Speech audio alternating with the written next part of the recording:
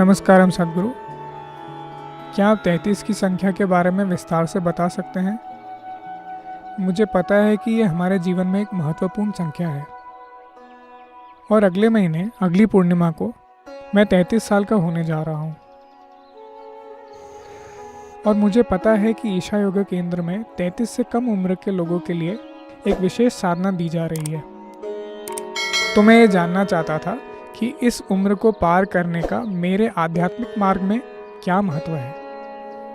ओह, हमारे पास बुजुर्गों के लिए भी साधना है। सुनकर अच्छा लगा। वैसे यौगिक संस्कृति में हमारे जीवन के पहले 8.5 सालों को बचपन माना जाता है, तो वो साल नहीं जोड़े जाते। हालांकि बालावस्था 12 तक होती है, पर 8.5 साल तक आप वाकई बच्चे होते हैं। आपको इसका अनुभव है। 8.5 साल के बाद बस आपके माता पिता आपको बच्चा समझते थे, पर आप चोरी छुपे बहुत कुछ थे। हाँ, बड़े सोचते हैं कि आप बच्चे हैं, पर आप जानते हैं आप नहीं हैं, क्योंकि आपका बचपन कई तरीकों से 8.5 पर खत्म होता है। तो अगर आप 2 सौर चक्र लें जो 24 साल से थोड़ा कम होता है और उसमें 8.5 साल जोड़ दें, तो ये 32 और 3/4 साल या कुछ ऐसा हो जाएगा। 32 साल और 7 महीने, ऐसा कुछ।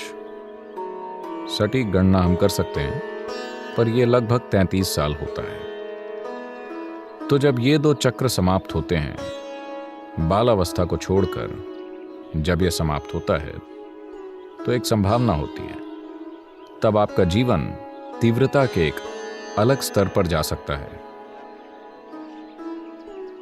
अगर आपने खुद को सही तरीके से तैयार किया है, चाहे वो शिक्षा हो या कोई कौशल या योग या जीवन के भीतरी आयाम हो, अगर आपने इनमें से कोई भी तैयारी की है, तो इस समय चीजें आगे बढ़ सकती हैं या तब गिरावट शुरू हो सकती है।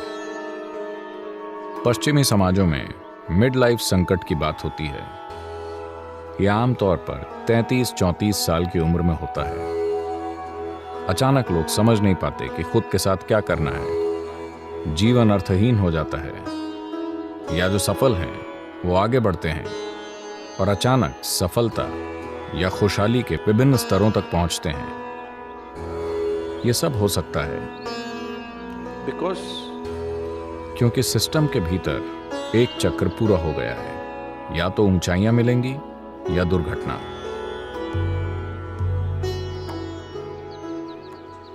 तो 33 की उम्र से पहले की साधना एक तरह की होती है। ये तैयारी की साधना होती है, ताकि जब वो पल आए तब वो इसे अपने जीवन में फायदेमंद बना सकें। क्योंकि 32 से 33 साल की उम्र में कितनी सकारात्मक चीजें होती हैं, This will largely determine the trajectory of one's life and impact in the entire life. इससे काफी प्रभाव पड़ेगा और जीवन की गति भी तय होगी। जीवन काफी हद तक उन चीजों से तय होगा जो 33 में हुई थीं। अगर तब जीवन वाकई ऊंचा नहीं उठता, तो शायद आप अच्छा करें, पर तब ऊंचाइयों को छूना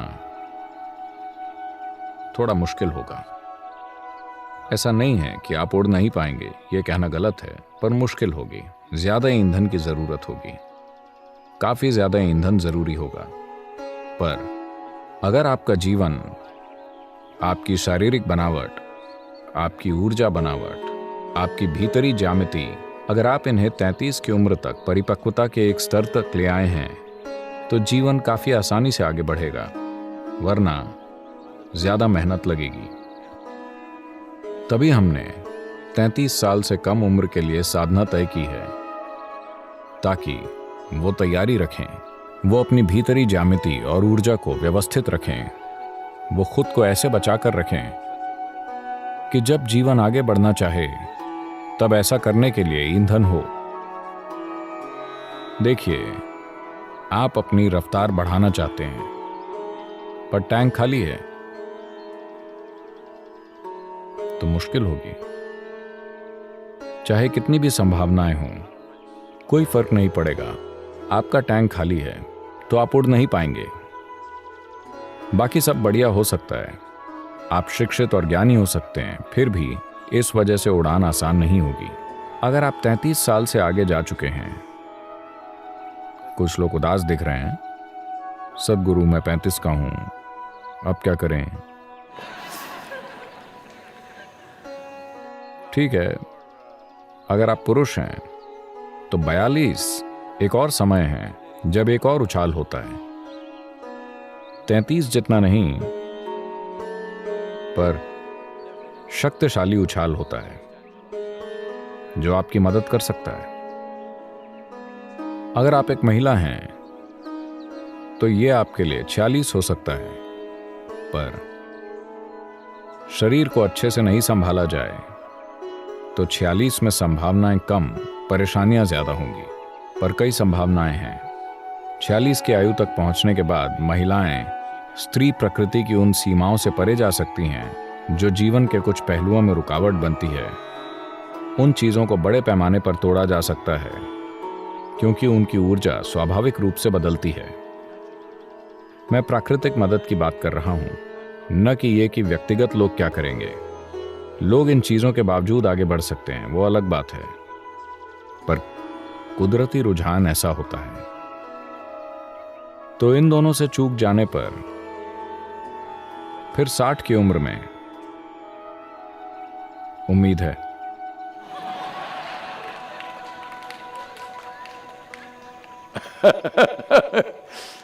साठ की उम्र में कई तरह से सिस्टम का बुनियादी ढांचा बदल रहा होता है।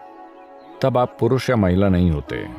अगर आप दिमाग में ऐसा ना माने तो आप ऐसा सोचेंगे तो ऐसा होगा, वरना आपका शरीर न तो बहुत ज्यादा पुरुष का होगा न ही महिला का। ये एक नई संभावना होगी। कई लोग इस उम्र में खिल उठते हैं, पर तब तक लोग बीमार हो जाते हैं, उन्हें कई तरह की समस्याएं होती हैं और वो अपने सिर पर कर्म ढो रहे होते हैं। इसलिए 60 तक उनकी पीठ झुक सकती है और वो हार जाते हैं और वो सिर्फ डॉक्टरों के पास जाते हैं, न कि पवित्र स्थानों में, बल्कि डॉक्टरों और मनोचिकित्सकों वगैरह के पास। ऐसा हुआ तो 60 की बस भी छूट जाएगी, पर 60 एक जबरदस्त संभावना है। तभी इस संस्कृति में अगर आपकी 60 वर्ष की आयु हो तो कई तरह की रस्में की जाती हैं। अगर कोई शादीशुदा है तो वो 60 में दोबारा शादी करता है ताकि ये एक नई संभावना बन जाए, ताकि शादी कोई जल या बंधन न होकर एक संभावना बन जाए। यही विचार है। 60 साल, जब लोग 60 के हो जाते हैं तो वो फिर से शादी करते हैं उसी व्यक्ति से। You have to specify this today. आज ये बताना पड़ता है, वरना इसे हमेशा से ऐसे ही समझा जाता था। तो आप उसी व्यक्ति से शादी करते हैं क्योंकि जब आपने 20 या 25 या जिस भी उम्र में शादी की थी तब शरीर मजबूत था। 60 की उम्र में शायद आपकी चेतना मजबूत हो, यानी नई संभावनाएं हैं। तो विवाहित लोग ऐसी चीजों से गुजरते हैं और दूसरे लोग दूसरी रस्मों से, और कई लोग योग साधना 60 की उम्र में ही शुरू करते हैं। पर इसके लिए आपको कम से कम अपने शरीर को ठीक रखना होगा। अगर आप धरती माता जैसा बनना चाहते हैं या आप कई तरीकों से बीमार हो गए हैं तो वो संभावना उपलब्ध नहीं होगी। तो अगर आप 33 से नीचे हैं तो 33 का फायदा लेना सबसे अच्छा है। 33 से पहले खुद को सक्रिय करें, अपनी ज्यामिति को ऐसे तैयार करें कि आप खुद अपने जीवन में कभी भी रुकावट ना बने, आप मुद्दा ना बने। यह आपको जरूर करना चाहिए। दुनिया में 1000 मुद्दे हैं, पर आप मुद्दा नहीं हैं। ये हो जाए तो इन वर्षों की चिंता करने की जरूरत नहीं है। 33, 34, 35 किसी भी समय उड़ान संभव है। सॉरी, क्या मुझे सारे नंबर बोलने चाहिए? नहीं, आप कभी भी उड़ान भर सकते हैं, पर तैयारी करने के लिए 33 तक, 32 साल और 7 महीने की उम्र तक, लगभग इतना, अगर आपने काफी काम किया है अपनी ज्यामिति, ऊर्जा की प्रक्रियाओं, विचारों और भावनाओं को फिर से व्यवस्थित करने के लिए ये चीजें सुलझ गई हैं, तो जीवन खिल उठेगा। तो हमेशा संस्कृति के बच्चों को ऐसा बनाना चाहते हैं। सभी सोच रहे हैं वो क्या करेंगे, वो क्या करेंगे, उन्हें नौकरी कहाँ मिलेगी, वो मैकेंजी कैसे जाएंगे, वो कहीं और कैसे जाएंगे। वो उन जगहों पर नहीं बल्कि बेहतर जगहों पर जाएंगे, क्योंकि जिस तरह से वो अपनी ऊर्जाओं को और ज्यामिति को व्यवस्थित कर रहे हैं, हमें उन्हें 18 या 20 की उम्र में छोड़ना पड़ता है। जैसे ही वो घर जाते हैं, अगर माता पिता उन्हें परेशान नहीं करते हैं, मुझे आशा है कि वो नहीं करेंगे, क्योंकि उनमें अपने बच्चों को संस्कृति में भर्ती करने की बुद्धि और साहस था, पर वो ज्यादा चिंतित हो जाते हैं। तुम 20 के हो गए हो, तुम्हारे पास सर्टिफिकेट नहीं है, तुम क्या करोगे? मैंने हाल ही में कहा था कि पिछले 60-70 वर्षों में पहली बार आपके चेहरे पर एक सर्टिफिकेट होना जरूरी हो गया है, और ये बेवकूफ सर्टिफिकेट दरवाजे खोल रहा है। वरना मानवता के इतिहास में कभी किसी सर्टिफिकेट ने द्वार नहीं खोले, बस लोगों की योग्यता ने ही द्वार खोले हैं। फिर से दुनिया वहीं जा रही है। कई बिजनेस या कंपनियां आपका सर्टिफिकेट नहीं मांग रही हैं, वो बस ये पूछ रही हैं कि आप क्या कर सकते हैं या आपने अब तक क्या किया है। और ऐसा ही होगा। अगर आप 33 की उम्र तक अपने सिस्टम में तालमेल लाने में काफी समय लगाते हैं, तो वो पल आने पर स्वाभाविक रूप से संभावनाएं खुलती हैं और कई चीजें संभव होती हैं। पर खुद को बहुत जल्दी थकाना भी नहीं चाहिए, ये जरूरी है। अभी खासकर अमेरिकी लोग आकर मुझसे कहते हैं, मेरा बेटा 11 साल का है, वो अभी से ही एक कंपनी का CEO है। मैंने कहा, क्या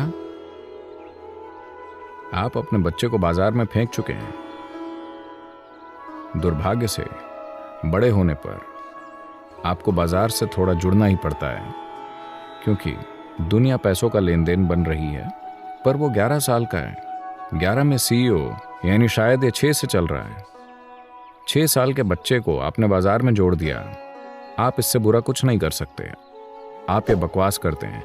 प्लीज अपने बच्चों को अकेला छोड़ दें। उन्हें उनके शरीर, मन, बोध और उनकी ज्यामिति को विकसित करने दें। आपको समझना होगा कि ये बहुत जरूरी है।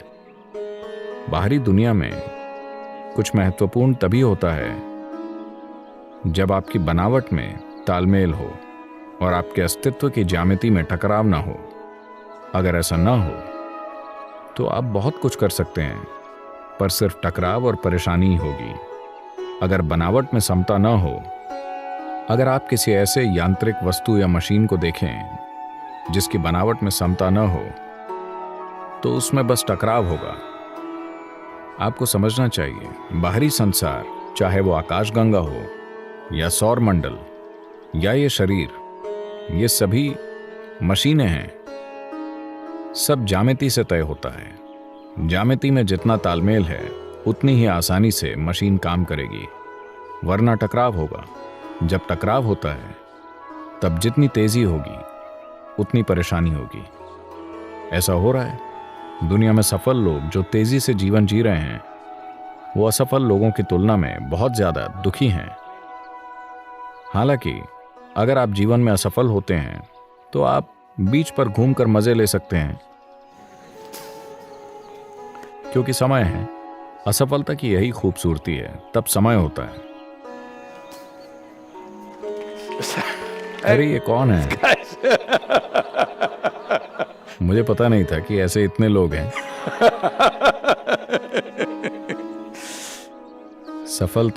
सफलता की समस्या यह है कि सफल होने पर समय ही नहीं होता। तो आपको सुपर अलर्ट बनना होगा, तभी आप पूरी तरह जीवंत बनेंगे और हर पल जीवन का स्वाद जान पाएंगे। वरना आप एक ज़ॉम्बी बन जाएंगे। आपके सिर में कुछ चीजें चलती रहेंगी जो कि जीवन नहीं है।